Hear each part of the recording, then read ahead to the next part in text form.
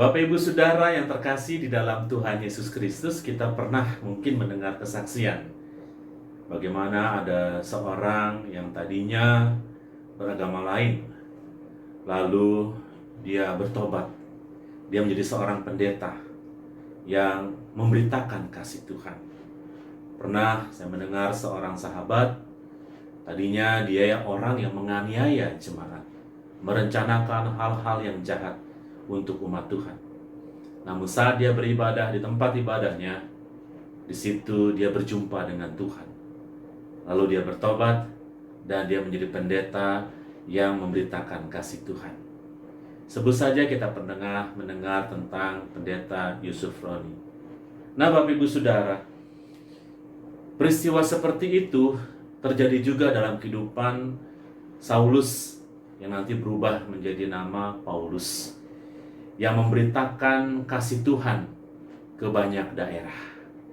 Nah, dalam bacaan kita pada saat ini dari Kisah Rasul 9 ayat 7 sampai 9, di sini dalam sebuah konteks bagaimana kehidupan jemaat mula-mula itu kehidupannya sangatlah berat.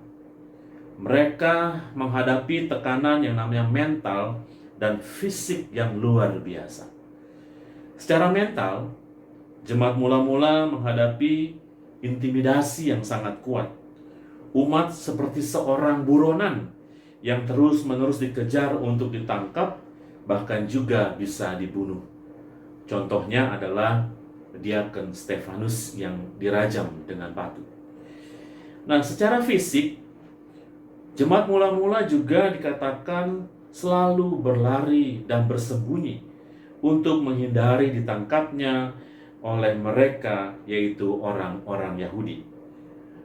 Oleh karena itu, Bapak Ibu Saudara, Paulus yang semula bernama Saulus, dalam bacaan kita turut juga berperan serta dengan semangatnya untuk menangkap umat Kristen yang ada pada saat itu. Bahkan Saulus memperluas jangkauan wilayah penyisirannya sampai ke Damsyik.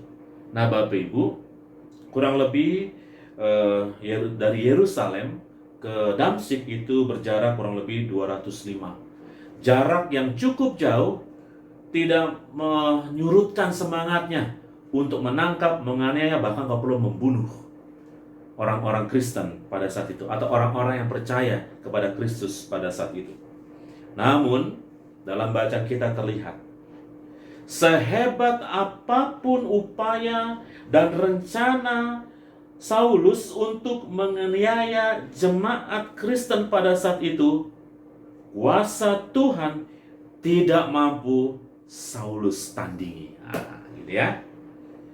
Saulus harus bertekuk lutut dan tidak berdaya menghadapi ketika dia berjumpa dengan Yesus dalam perjalanannya ke Damsyik untuk menganiaya jemaat. Dia tidak berdaya, dia bertekuk lutut. Kuasanya kecil di hadapan Tuhan dibandingkan kuasa Tuhan yang mampu merubah dirinya, mampu menekan dirinya. Seperti itu. Namun, perjumpaan Saulus ketika dia berjalan ke Damsyik dengan Tuhan menjadi awal perjalanan pelayanannya yang luar biasa. Inilah awal proses dari Tuhan untuk membentuk Saulus menjadi pelayan Tuhan yang tangguh. Kita tahu Bapak Ibu Saudara, sekalipun dia pernah dipenjara karena dia dilarang memberitakan firman Tuhan, ketika dia dibebaskan kembali, dia tetap memberitakan firman Tuhan.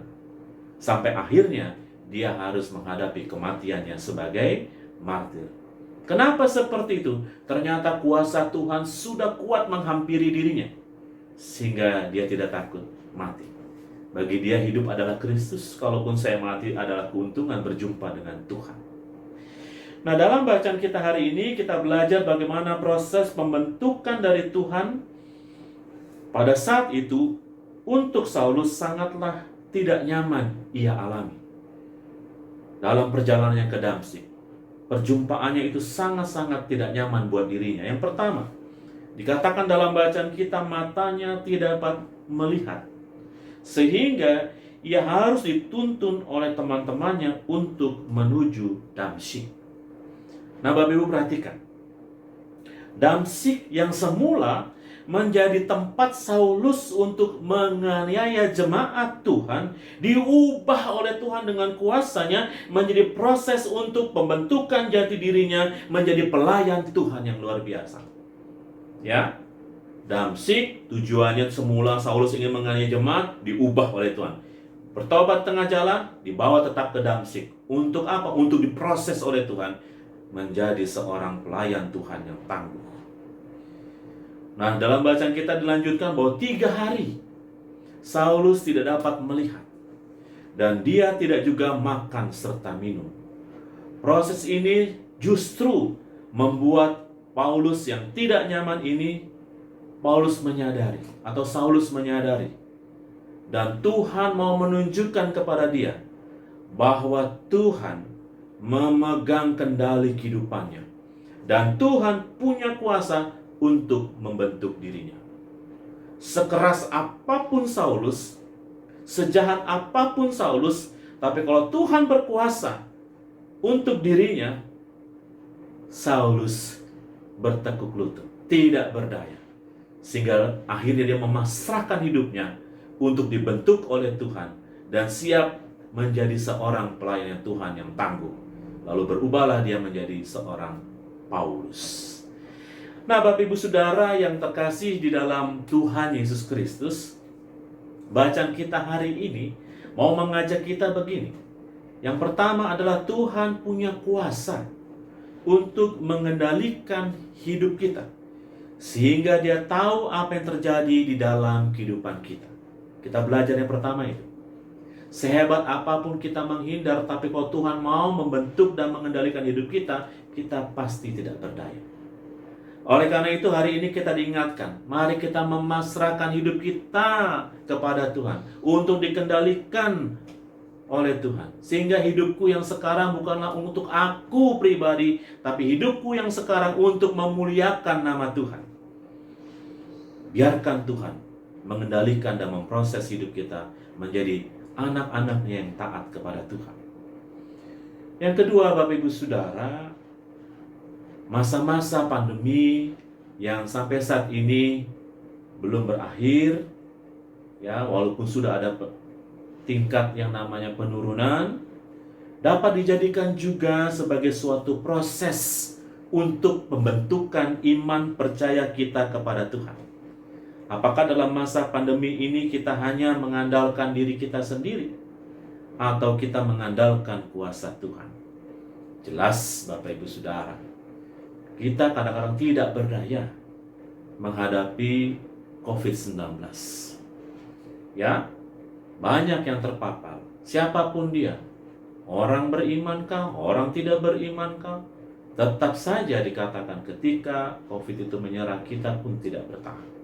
Di sini kita belajar, walaupun ada pandemi, mari kita kuatkan iman kita. Biarkan Tuhan yang berkuasa atas kehidupan kita. Kalau Tuhan berkuasa atas kehidupan kita, kita minimal menjadi orang yang bijaksana. Bukan kebalikannya, menjadi orang yang mengatakan bahwa, oh saya nggak takut virus corona. Jangan. Justru kalau kita mengandalkan kuasa Tuhan, maka hikmat Tuhan berikan. Makanya Tuhan hadir lewat pemerintah untuk mengingatkan kita menjaga protokol kesehatan dengan baik. Tujuannya apa? Mari kita memakai masker, katakanlah menjaga jarak, seperti itu. Tujuannya apa? Supaya kita terhindar dari COVID-19 itu. Disinilah iman kita harus kita tumbuh kembangkan. Ke depan bukan berarti tidak ada tantangan lagi, bukan berarti COVID-nya selesai, lalu tidak ada tantangan. Tetap ada tantangan. Tapi hari ini kita diingatkan, sama seperti Paulus, yang dulu adalah Saulus. Ketika dia berjumpa dengan Tuhan, ketika dia diberkati oleh Tuhan, ketika dia diselamatkan oleh Tuhan, justru hidupnya mau menyerahkan hidupnya kepada Tuhan. Dia memasrahkan hidupnya kepada Tuhan. Dia mau lihat bahwa kuasa Tuhanlah yang membentuk dirinya, bukan pribadinya sendiri. Hal yang ketiga, Bapak Ibu Saudara, mari kita siapkan diri kita untuk selalu siap dibentuk menjadi hambanya. Untuk apa kita dibentuk menjadi hambanya? Untuk memuliakan nama Tuhan. Dia membentuk gereja.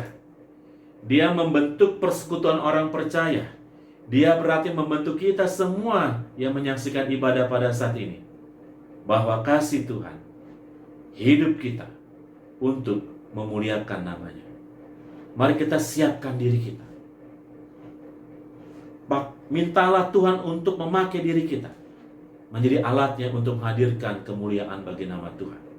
Dihadirkan kita di dunia ini untuk melaksanakan tugas panggilan kita, baik di tengah-tengah persekutuan, baik ketika kita melayani, maupun ketika kita bersaksi untuk kemuliaan nama Tuhan.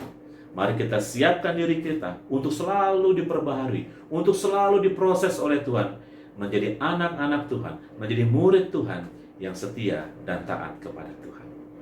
Tuhan memberkati kehidupan kita. Amin.